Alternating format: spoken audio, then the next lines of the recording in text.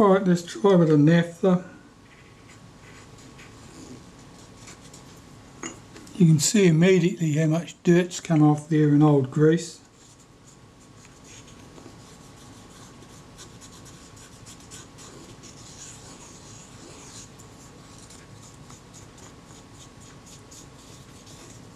So I'm just cleaning the inside of the case, getting it as clean as I reasonably can.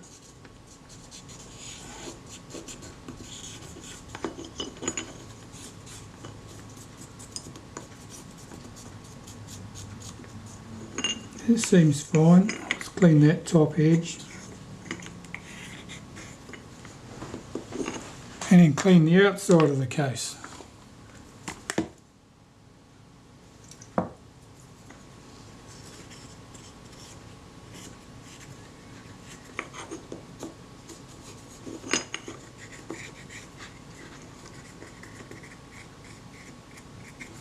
Because the camera is a front self-focusing lens, it means you haven't got a huge focus helical behind it full of grease to sweat out the volatile component which will settle onto the shutter.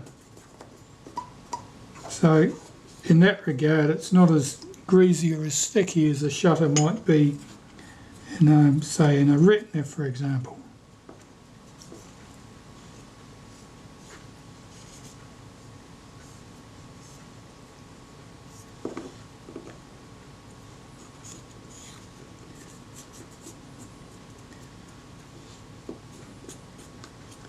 That looks fine. Of course, I have to blow any threads of cotton away. We'll do that when we come to it. Here's the mechanism plate.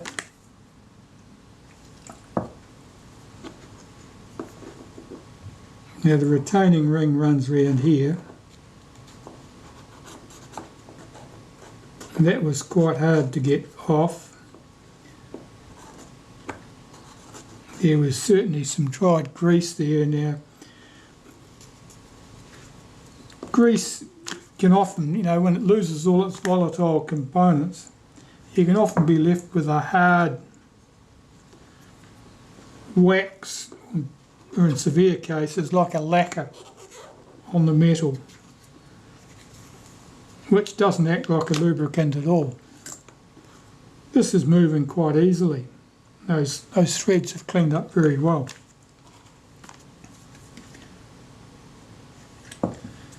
But those internal threads are where the front lens element screws in, and that's where the focus adjustment is made by screwing the front element inwards towards that central component. Alright, that looks pretty good. Again, I'm trying not to get naphtha or my greasy cotton bud on that glass surface. This will only make it harder to clean with glass cleaner. So here I'm just cleaning all this surface up, getting rid of any contaminants. There's a lot of threads of cotton here, which they're picking up on the sharp edges of the screw holes. Got to make sure I get rid of all that rubbish, because otherwise you can be sure that they'll end up settled in the centre there on the lens and will annoy you forevermore. Now the mechanism here. Now the mechanism here is quite good. It's all relatively clean and doesn't really show any signs of sticky grease or corrosion for that matter.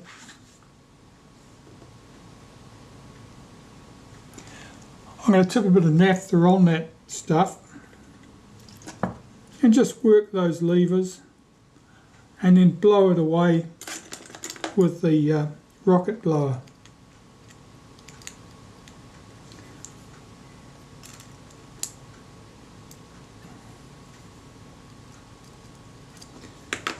To get rid of anything it's carrying.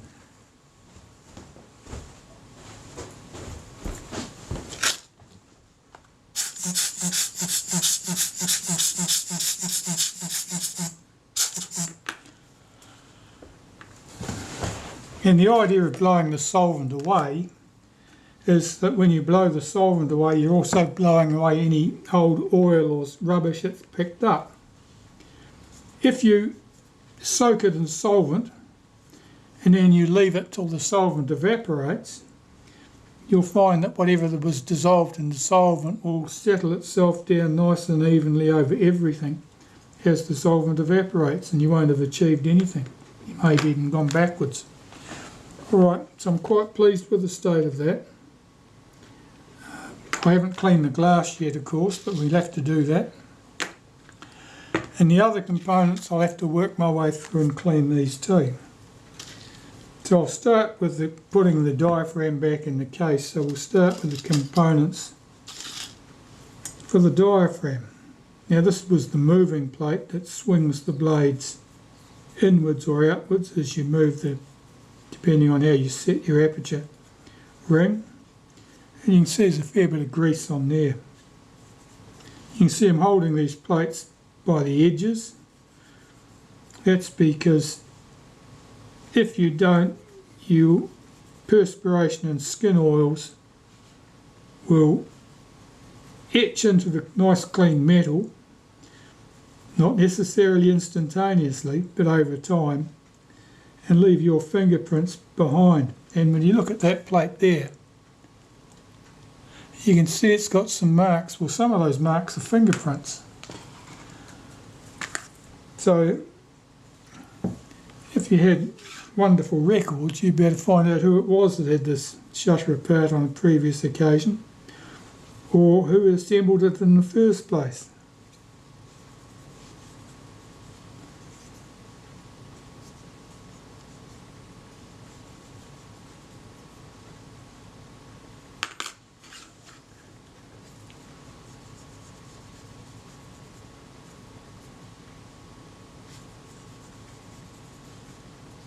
And this doesn't have to be sparkling and blemish free by any means. It's only a mechanical thing that moves the blades in and out, but you want it clean so that there's no oil or contaminants on there, because that would make it likely that the blades would get contaminated and then would be sticky in their operation. Diaphragm blades, if they're unduly contaminated with oil, particularly if the oil is old and thick, it can glue them together so that when you turn the diaphragm setting ring to change the aperture setting, something's going to have to give. And what happens typically is either the pivots, the little pivots, pull out of the sockets they're sitting in if that's a reasonable option, or they tear off the blades completely, which is a real nuisance because trying to rivet back pivot points on blades is, oh, it's a mission impossible stuff.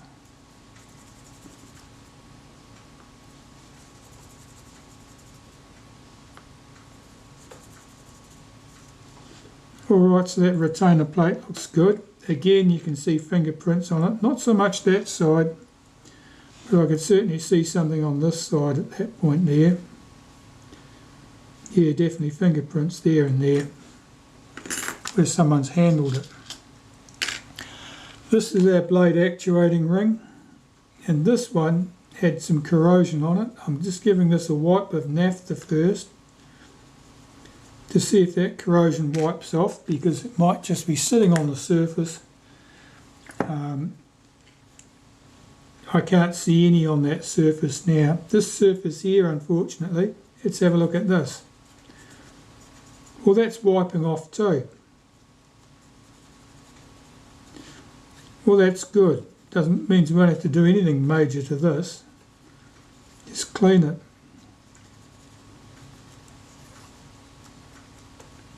It's even possible that that wasn't rust at all, though I think it probably was. That it was dried grease or dust or something that's caused that. But anyway, whatever it was, we don't need to do anything further with that ring. That's looking good. So that part's done. Diaphragm blades and shutter blades, we certainly need to clean those.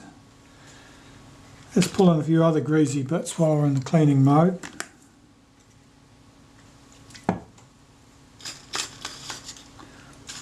This was the outer ring of the shutter. This is very, very dirty.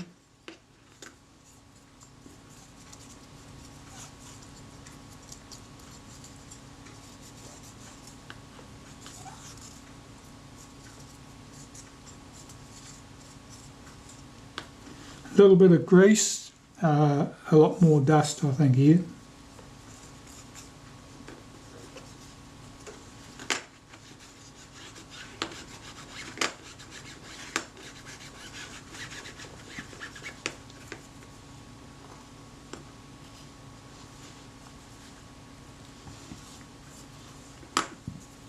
It's looking pretty good once more, I think.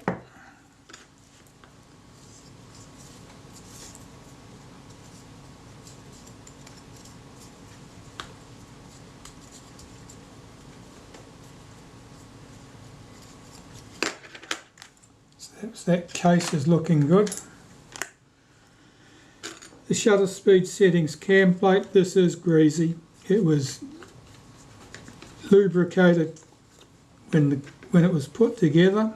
The lubrication is migrated from where it was doing its useful job, like on the detents, to being everywhere and it wasn't doing a useful job. That's cleaning up well.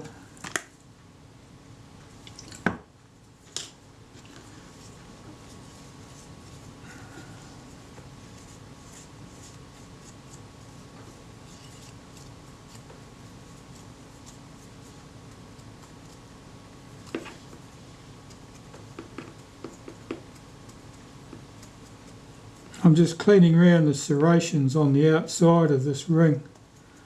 They're not particularly dirty. They can trap an awful lot of dirt and finger oils and things of that nature.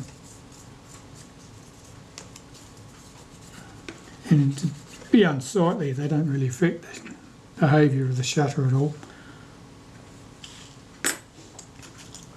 The front name ring, well, you can see by the colour of that, that's pretty greasy.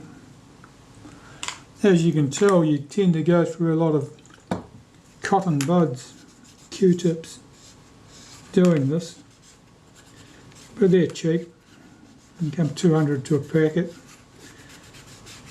They're the least of your worries.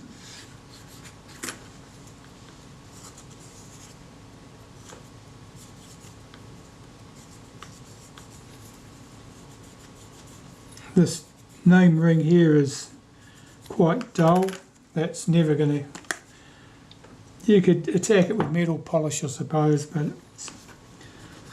it's never going to look wonderful. At least we can get the dirt off it. Be cautious about what solvents you use cleaning something like this when it's got engraved markings. You'll pull the paint out of the engraved markings if you use an aggressive solvent, and then you'd have to go back and fill them in with something. And I'm just going around this edge here, getting that dust and rubbish out of there. I can see sort of hints of light surface corrosion here on the aluminium, but there's nothing serious. That's fine. A focus scale ring. Likewise, you've got painted markings there, so be cautious in how much you attack those. I'm just wanting to get undue amounts of dirt and rubbish off this.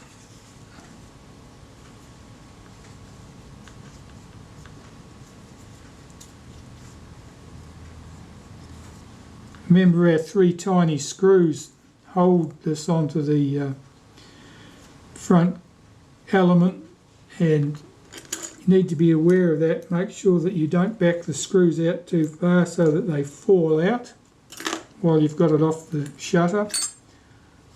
Otherwise you'll lose them. They're very small. At a guess they're about, or 1.5 maybe, 1.6 tops, probably 1.5. Those screws are probably only 2.5 millimeters long. They've got no heads, of course, they're grub screws, so if you drop them on the floor, they're not coming back. And here's the front retaining ring. Now, as mentioned earlier, this is aluminium. It's very fine. It's got almost no cross section at all.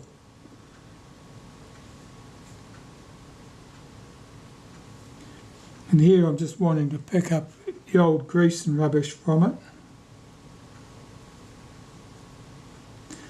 And this will have, well, it consists of sharp edges, so it'll be wanting to pick up threads of the cotton all the time.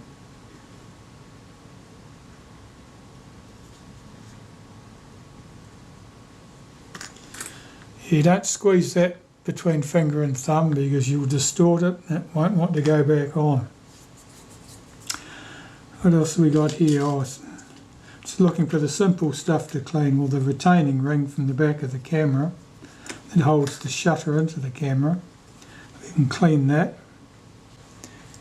You can see a lot of grease and rubbish came off there. Well, of course, there was no grease used when that was installed.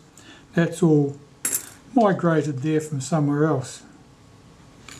Got our two shims here, the lens shims. As far as I can tell, the lens shims were used to match a shutter and lens assembly to the body.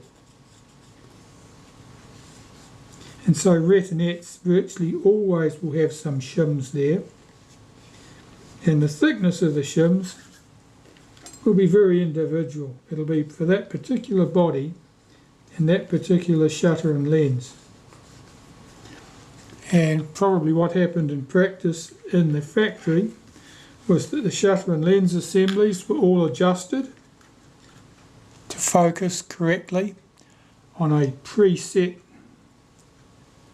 jig, and the camera bodies were likewise set so that the mount to film distance was accurate on a preset measurement, and then the shims were used to match the two to ensure that the image did in fact focus correctly at infinity.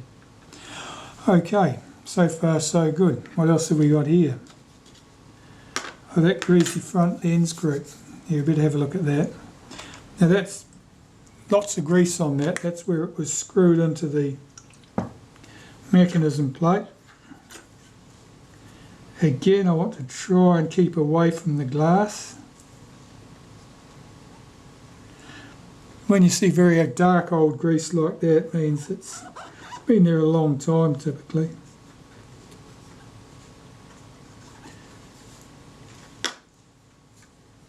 One of the reasons it's important to get rid of old grease is grease and oils gather dust. Dust particles tend to get stuck in it, and then you have an abrasive, you have a grinding compound instead of a lubricant. So by getting rid of all that old stuff and old contaminants, you are going back to having a nice, clean, free-moving mechanism again once you put fresh, clean lubricant there. Alright, that looks good. The glass I haven't cleaned yet, but I will. The speed train, well, the speed train was sticky.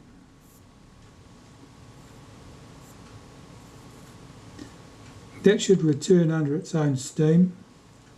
It's not enthusiastic. You see it sticks.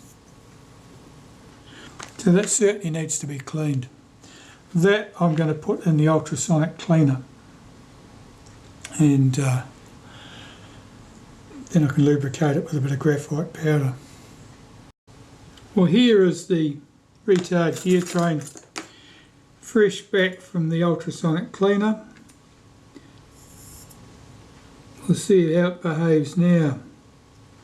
Is it still sticky?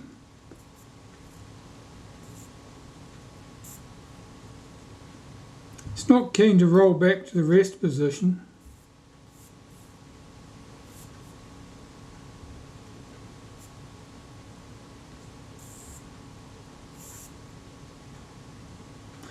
I'm looking at it to see if there's anything distorted or damaged on it, something bent out of shape that might be causing that to stick.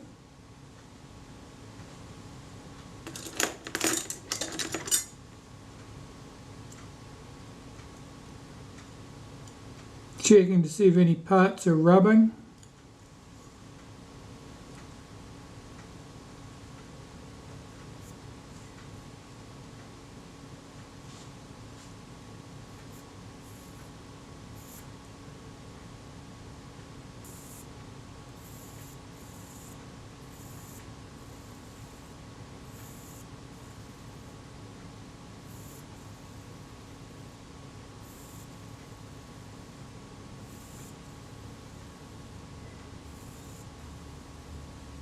Well, it seems to have freed up. Why should that be? I'm not sure. That's how it should behave.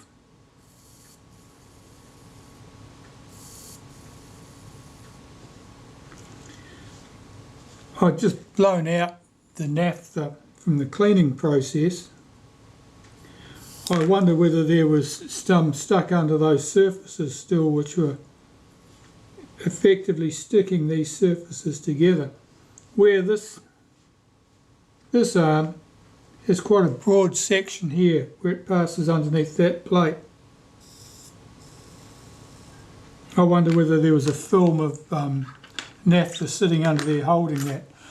I'm going to lubricate that with a bit of graphite powder and just work it backwards and forwards a number of times. I want to be completely satisfied that this thing returns to its rest position like that, under its own steam, every time.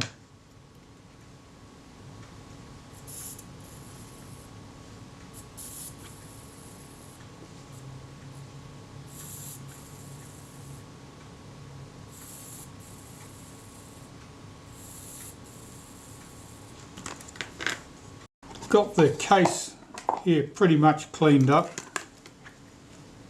A few threads of cotton hanging around I can see.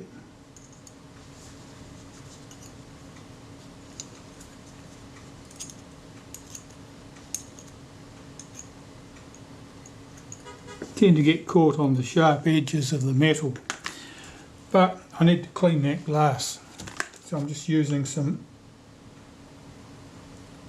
normal domestic glass cleaner here, stuff you use on your windows.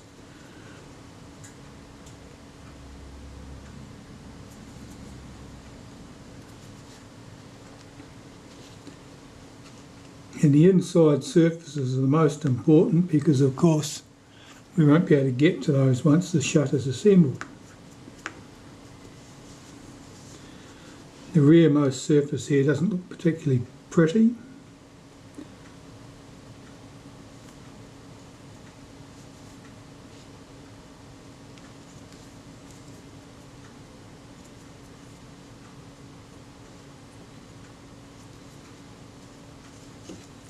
Do that again.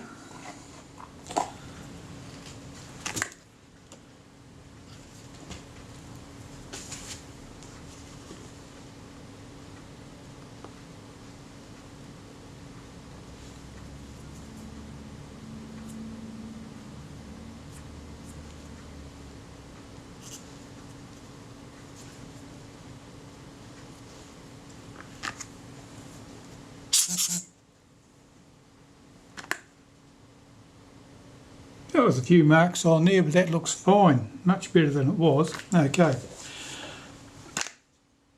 have a look at that case, make sure there's nothing there I need to see the back of. That looks okay. The mechanism plate. Again, I've got this cleaned. I haven't done the glass yet. So I'll do the glass. This is the central element of the triplet.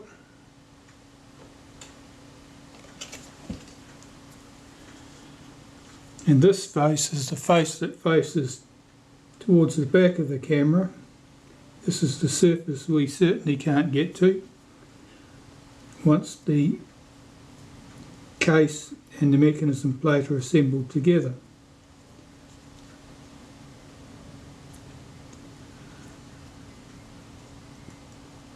That looks good. This is the front of the middle element. We can get to this one until we screw in the front element, of course.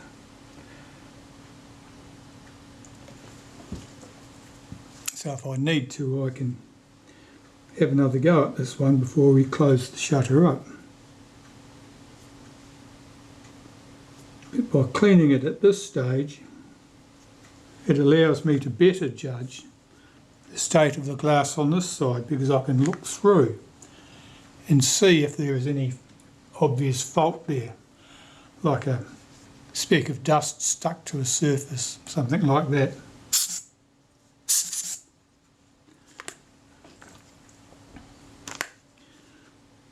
Now the mechanism plate in this case, I'm not going to disassemble that any further. If there was a problem with these levers, if there was any sign of corrosion on them, any stickiness from dried grease, I'd be wanting to do something about that, but there's nothing like that, so I'll leave well enough alone. It's a lot of fun reassembling those levers and getting them in the right position. So I'll cock that. And the next thing I want to put into there is the blade actuating ring. The ring that opens the shutter blades as it swings from one extreme to the other.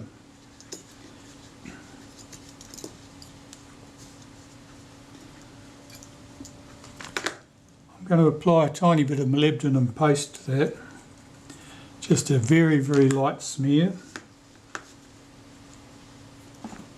to the inside edge,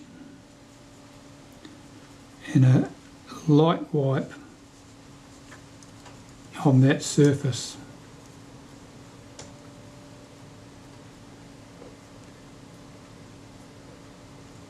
And if you see a blob of the stuff there, you've got too much on there. It should be virtually invisible. Alright, so this has got to go back into the shutter. And this little piece here is what couples with this arm that's sprung loaded. So if I hold that back with my finger against the spring, like that,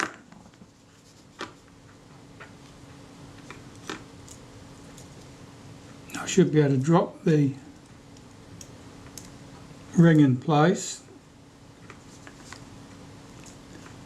and you can see that it's caught that piece right there. So our blade actuating ring is sitting in position.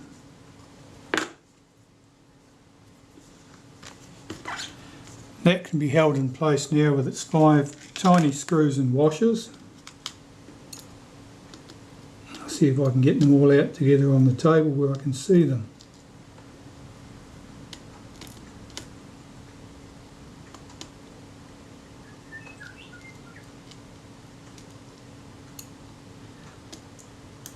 Two of the washers were smaller than the others. I'm not sure that had any functional significance, whether that's just the way it was.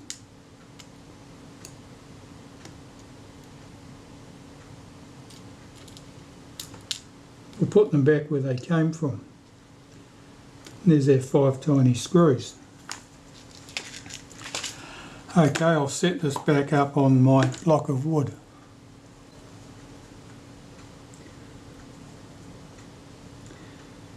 Now I had a small washer in that position.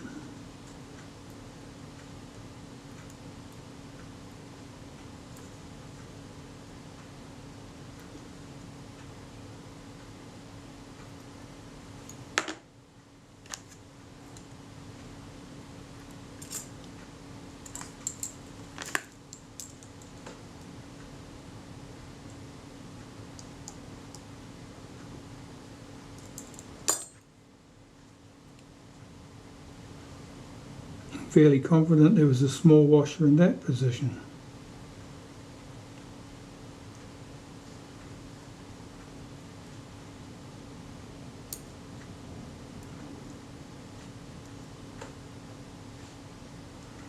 These screws are a bit awkward to deal with, but practice makes perfect.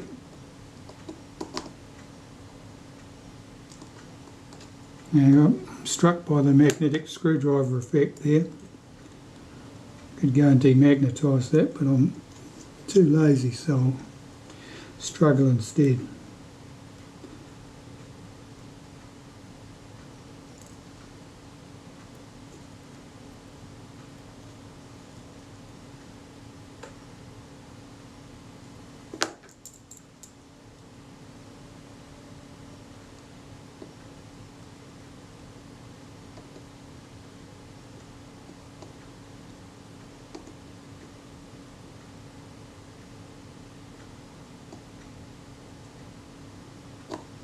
One of the reasons it's hard to get the screws started is there's effectively no lead in for the thread. It's like the holes were threaded and then the surface was milled.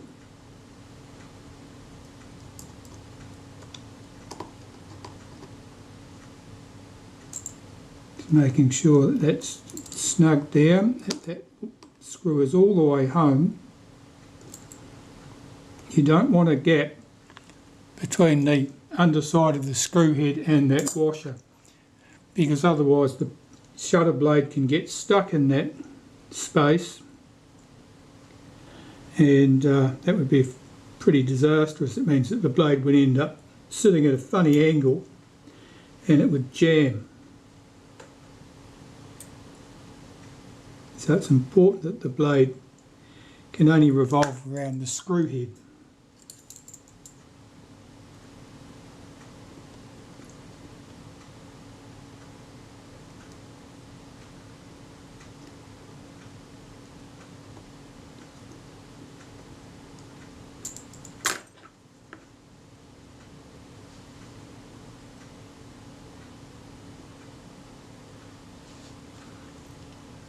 Yeah, it's a very dirty day here today, so I'm working pretty much entirely under artificial light.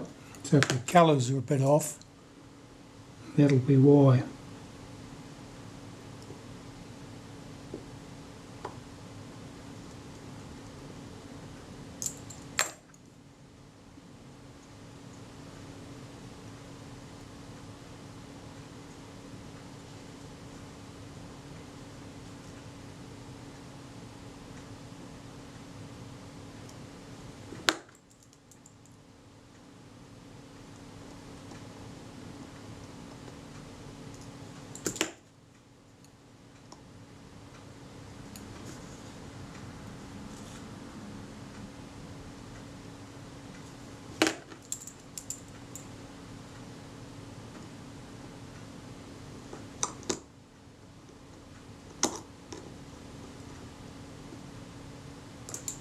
Okay, so that's all in place, and if I release this, the blade actuating ring will swing through its normal range of motion, backwards and forwards, and that would swing the blades in and out.